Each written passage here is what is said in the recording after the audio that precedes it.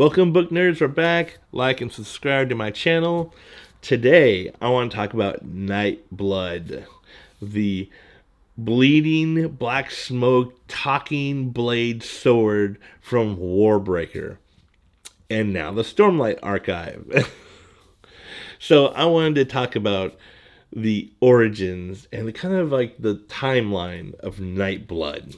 Nightblood awoken on the Shard world Nalis, home of the Shard endowment.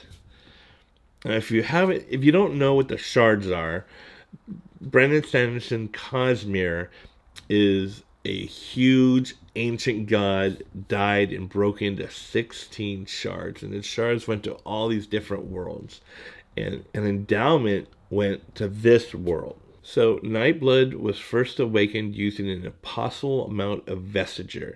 Vestiger is the breath, the magic system from Warbreaker, breath that brings things to life. Now, the blade had consumed so much Vestiger that it became cognitive. Like I said before, 5 scholars breathed out Vestiger and created Nightblood. This Vestiger turned the blade black. One of the scholars was named Vasher, and he took Nightblade.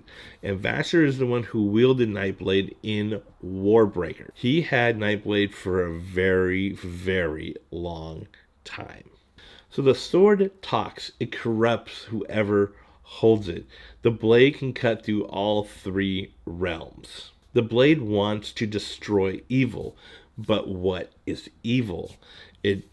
Evil can be 100 different things. And actually, the blade really likes to be wielded by evil men who will eventually fall on the blade, because that's what the blade does. Nightblood destroys evil. The sword takes in Vestiger from people, all that it can consume. Now, the sheath of Nightblood is made out of aluminum, somehow blocking the voice, blocking the corruption from people. But all you have to do is draw it, and then you're done.